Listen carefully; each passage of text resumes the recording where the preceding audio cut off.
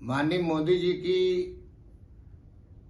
जो मन की बात को लेकर के कुछ लोग कमेंट करते हैं, मैं उनको कहना चाहता हूं कि एक जो प्रधान सेवक है या कोई राजा होता है, उसको अपनी प्रजा के साथ हर समय बातचीत करते रहना चाहिए। और उसी तारतम्य में मोदी जी हर महीने भारत की जनता से बात करते हैं, लोगों से बात करते हैं, और बात करने के पहले उनके सबके सुझाव मांगे जाते हैं। उन सुझावों को पीएमओ में बड़ी बारीकी से अध्ययन किया जाता है और जो बहुत सारे लोगों को प्रभावित करने वाली बातें हों, उस पर मोदी जी अपना वक्तव्य देते हैं।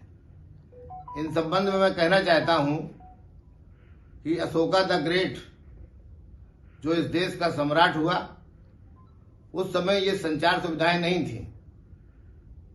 तब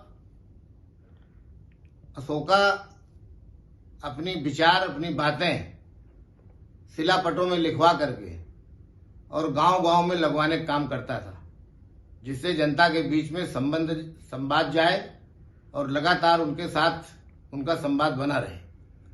तो एक जो अच्छा राजा होता है या अच्छा जनसेवक कहेंगे, चूंकि डेमोक्रेसी है और इसमें एक जो माननीय प्रधानमंत्री जी हैं, वो जो इतिहास रहा है भारत का, उससे तमाम बातों को लेकर के चलने का काम कर रहे हैं। राजा का ये भी गुण होता है कि जो उसकी प्रजा है उसमें जो सबसे ज्यादा गरीब लोग हों, परेशान लोग हों, उनकी मदद करना चाहिए। उसी का कारण है कि आज 85 करोड़ लोगों को मुफ्त में अनाज पिछले कई सालों से मिल रहा है और आगे आने वाले समय में भी दिसंबर 2023 तक देने का काम किया है। यही नहीं, जो उनकी बुनियादी जरूरतें हैं, चाहे मकान की हो, चाहे बिजली की हो, चाहे पानी की हो, चाहे गैस की हो, चाहे शौचालय की हो, या फिर अन्य कोई भी जरूरी चीजें हों, अब तो घर नल से जल घर तक पहुंचाने का भी काम माननीय मोदी जी कर रहे हैं। तो मैं समझता हूं कि एक बहुत सालों बाद, और मैं तो ये कहूंगा कि आजादी के बाद कोई अगर पहली बार कोई ऐसा प्रधानमंत्री बना है जिसने अपने लोगों की चिंता की है और उनके लिए रात दिन काम कर रहा है।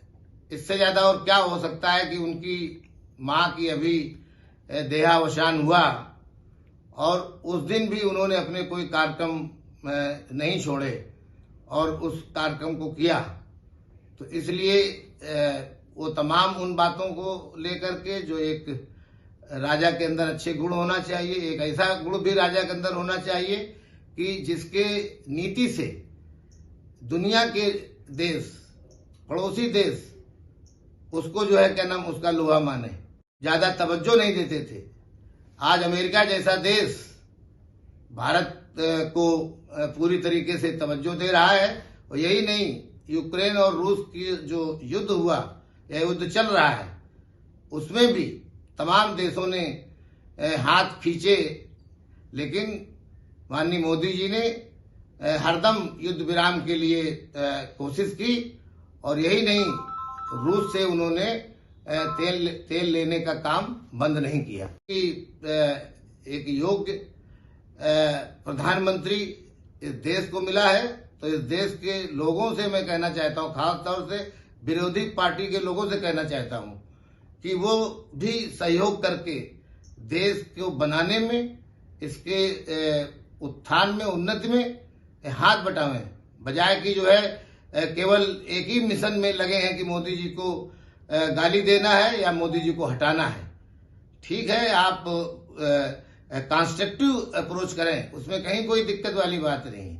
आप मोदी से अच्छा किरदार लाइए, मोदी से अच्छा काम करने वाला लाइए, मोदी जैसा व्यक्ति लाइए जिसने अपने परिवार को छोड़ करके देश को अपना परिवार समझा, उसमें रात दिन लग गया। उस तरह का त्याग तपस्या करिए, रात दिन लोगों की भलाई के लिए सोचिए, अपने जो है प्रोग्राम चलाइए, देश को आगे कैसे बढ़ाना चाहते हैं, क्या तुम्हारे कार्यक्रम, उनको लेके आइए।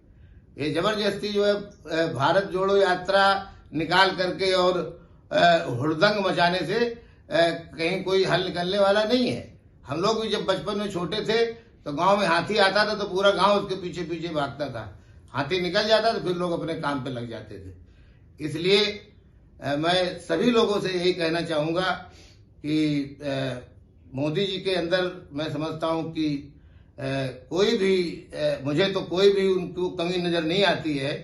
और पहले हमने अपनी जो भारत ने अपनी पहचान खोई थी, दोबारा वो पहचान मोदी जी के नेतृत्व में वापस आएगी और ये देश निश्चित तौर से दुनिया का स्वरमौर होगा, ऐसी मेरी शुभकामनाएं हैं। और इन्हीं बातों के साथ में हम सभी लोग मोदी जी के साथ कंधे से कंधा मिला करके चलने के लिए तैयार हैं।